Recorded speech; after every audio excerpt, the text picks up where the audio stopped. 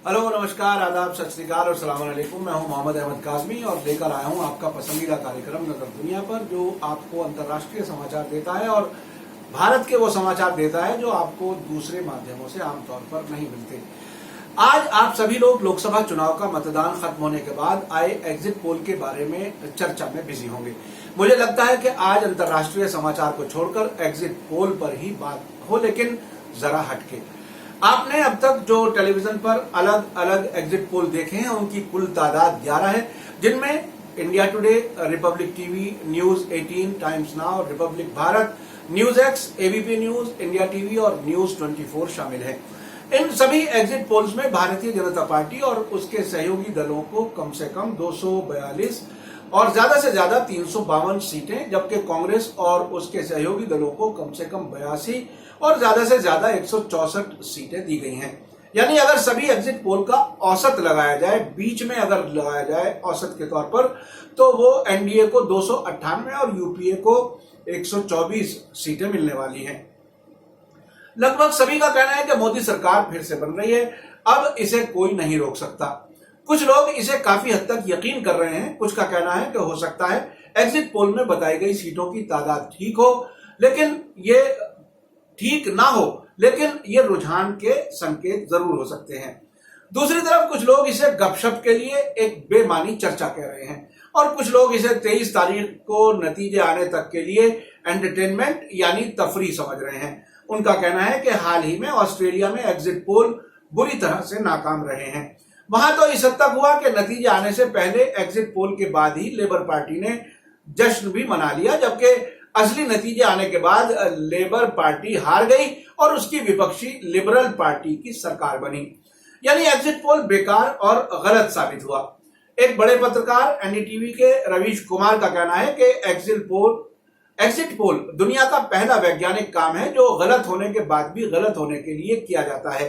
उन्होंने तो इस हद तक कह दिया कि जिस किसी को बिजनेस शुरू करना हो और नाकाम होने का खतरा हो तो एग्जिट पोल का बिजनेस शुरू कर सकते हैं। ये यकीन रखें कि अगर गलत भी रहे तो दोबारा भी काम मिलेगा।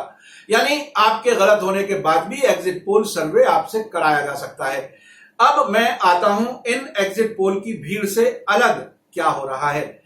मैं ये बताता हूं कि पत्रकार पूर्ण प्रसून वाजपेयी का नाम तो आपने सुना होगा, जिन्हें मोदी सरकार ने अच्छी पत्रकारिता करने की वजह से बड़े चैनलों की नौकरी खोनी पड़ी है। उनसे नरेंद्र मोदी सरकार इतनी नफरत करती है कि जहां भी वो जाते हैं उस चैनल से उन्हें निकलवा दिया जाता है। एबीपी न्यूज पर उनका मास्टर स्ट्रोक शो याद होगा, किस तरह से वे सरकार की पोल खोलते थे। आखिर में उन्हें सूर्य टीवी से ज्वाइन करने के हफ्ते 10 दिनों में ही निकलवा दिया गया। उन्होंने चुनाव के दौरान हर चरण में हुए मतदान का विश्लेषण किया है और अपने सोर्सेज से हर चुनाव क्षेत्र से आकलन बताया है। 19 मई की रात को उन्होंने अपने YouTube चैनल पर दिए गए कार्यक्रम की हेडिंग में लिखा था, टीवी एग्जिट पोल पर ना जाएं, धड़कन थामिए, 23 मई तक मोदी सत्ता की उम्र पूरी। यानी उनका आकलन और विश्लेषण यानी असेसमेंट और एनालिसिस के मुताबिक मोदी सरकार जा रही है और एनडीए दोबारा सरकार नहीं बना रही। पूर्ण प्रसून वाजपेयी का कहना है कि भाजपा 2014 के मुकाबले में तकरीबन 137 सीटें गंवा रही है और उसे कुल 132 से 140 के बीच सीटें मिलने वाली हैं। मैंने उनका कार्यक्रम काफी बारीकी से देखा है। उन्होंने तकरीबन हर सीट के बारे में चर्चा की है, अलग अलग राज्य पर चर्चा की है और हर चरण के मतदान के अंत में विश्लेषण किया है। उनका फाइनल रिजल्ट के बारे में कहना है कि इस चुनाव के नतीजे में भाजपा सबसे बड़ी पार्टी के तौर पर 132 से 140 के बीच सीटें हासिल करेगी। कांग्रेस 100 से अधिक सीटें लेकर दूसरे नंबर पर होगी। समाजवादी पार्टी और बहुजन समाज पार्टी का जो गठबंधन है वो 50 से अधिक सीटें लेकर तीसरे नंबर पर रहेगा। पश्चिम बंगाल की तृणमूल कांग्रेस 35 से अधिक सीटें लेकर चौथे नंबर पर और तमिलनाडु में स्टालिन की डीएमके 35 से अधिक सीटें लेकर 5वें स्थान पर और ओडिशा के नवीन पटनायक की बीजू जनता दल 6ठे नंबर पर होगी। पूर्ण प्रसून वाजपेयी का आकलन टीवी चैनलों पर दिखाए गए एग्जिट पोल के बिल्कुल खिलाफ है। वो मोदी को दोबारा प्रधानमंत्री बनता नहीं देख रहे।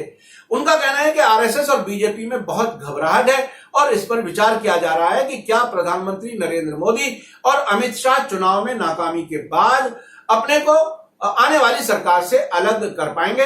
एक और आकलन आ रहा है ऐसे आदमी से जो अमेरिका में बैठा हुआ है, खुद को इलेक्ट्रॉनिक वोटिंग मशीनों का इंजीनियर बताता है और कहता है कि 2014 में मोदी वोटिंग जो इलेक्ट्रॉनिक वोटिंग मशीनों के हैक करने के नतीजे में प्रधानमंत्री बने थे। मोदी जी 2014 में हैक की गई मशीनों के नतीजे में प्रधानमंत्री बने थे।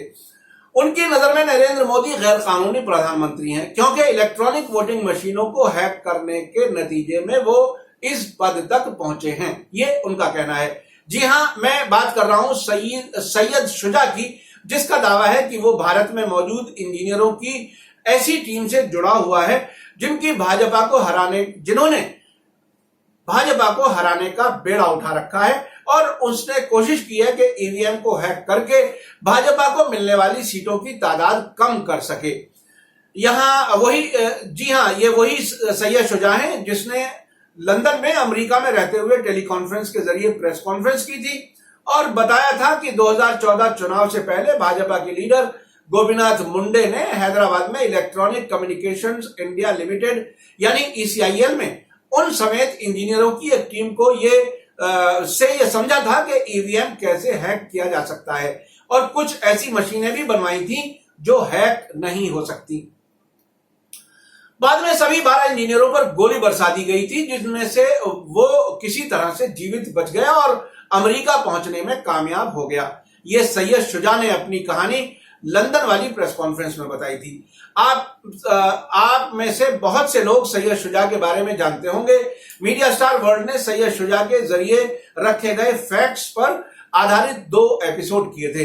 अब सैयद शुजा का कहना है कि भारत में टीवी चैनलों के जरिए जो एग्जिट पोल दिखाए जा रहे हैं वो मोदी और गोदी मीडिया की तरफ से देश की जनता को बरगलाने और भाजपा के समर्थन में माहौल बनाने की कोशिश का हिस्सा है। वो तो इस हद तक कह रहा है कि ये मुल्क में इमरजेंसी लागू करने की तैयारी भी हो सकती है। उसका कहना है कि एनडीए को 161 से 171 के बीच सीटें मिलेंगी और ज्यादा से ज्यादा 183 सीटें मिल सकती हैं, यानी भाजपा सरकार नहीं बना रही है। आपने देखा यह संख्या पुण्य प्रसून वाजपेयी के जरिए भाजपा को 132 से 140 सीटें मिलने वाली बात के काफी निकट लग रही है। सैयद शुजा का कहना है कि जिन भाजपा समर्थकों को एग्जिट पोल के जरिए 300 से ज्यादा सीटें आने की बात कही जा रही है, जब 23 मई को उन्हें सरकार जाने वाली बात पता चलेगी तो हंगामा कर सकते हैं। उस हालत में सरकार के जरिए इमरजेंसी भी लगाई जा सकती है। ये सब बातें सैयद शुजा कह रहा है। उसका कहना है कि विपक्षी पार्टियों यानी अपोजिशन को चाहिए कि स्ट्रांग रूम जहां ईवीएम मशीनें रखी गई हैं गिनती के से पहले उन पर पैनी नजर रखें और ईवीएम मशीनें बदलने न दें, जैसा कि अब तक कथित रूप से कई जगह हो चुका है। सैयद शुजा जो बात सबसे खास बता रहा है वो ये है कि एनडीए, यूपीए या थर्ड फ्रंट किसी की भी सरकार नहीं बन सकेगी, ऐसे नंबर्स आएंगे। वो आशंका जता रहा है कि जब सरकार नहीं बन पाएगी तो लोकसभा भंग करनी पड़ेगी और फिर से चुनाव होगा। बहुत दिलचस्प बात एनडीटीवी के निडर और स्वतंत्र पत्रकार रवीश कुमार ने कही है। उनका कहना है कि यह बात आप पूरी तरह पर निर्भर है कि आप एग्जिट पोल पर भरोसा करें या ना करें। जिस मोदी लहर की तलाश में पिछले 2-3 महीने से पत्रकार निकले हुए थे, वो मोदी लहर आखिरकार एग्जिट पोल के जरिए मिल गई। यानी उनका भी इशारा टेलीविजन चैनलों के जरिए गलत पोल देने की तरफ है। अभी आप लोग हिम्मत रखें, उनका कहना है। अब से पहले भी आप कई एग्जिट पोल को आपका सामना कर चुके होंगे और उसके गलत रहने पर भी उसे दोबारा देखा होगा। सभी पोल्स की नजर में भाजपा की सरकार बन रही है। कौन सा पोल सही होगा उसकी पोल 23 मई को खुल जाएगी। अब ये आप पर है कि आप टेलीविजन चैनलों के जरिए दिखाए गए एग्जिट पोल पर भरोसा करें या पुण्य प्रसून वाजपेयी के आकलन और सैयद शुजा की हैकिंग थ्योरी और उसकी भविष्यवाणी पर यकीन करें। लेकिन सच तो वही होगा जो 23 मई को हमारे सामने आएगा। आपको मेरा कार्यक्रम कैसा लगा कमेंट्स में जरूर लिखें। अगर आप देश और दुनिया में होने वाली घटनाओं को सच्चाई के साथ समझना चाहते हैं तो हमारे कार्यक्रम को अपने सभी सोशल मीडिया प्लेटफॉर्म पर जरूर शेयर करें। अगर अब तक आपने media star world YouTube channel को सब्सक्राइब ना किया हो तो फौरन सब्सक्राइब करें और तुरंत बाद नजर आने वाली घंटी के आइकन को भी क्लिक करें ताकि हमारी हर नई वीडियो की सूचना आप तक फौरन पहुंच सके। आप हमें फेसबुक, ट्विटर और इंस्टाग्राम पर भी फॉलो कर सकते हैं। इसी के साथ मुझे दीजिए इजाजत। धन्यवाद, शुक्रिया। जय भारत, जय हिंद।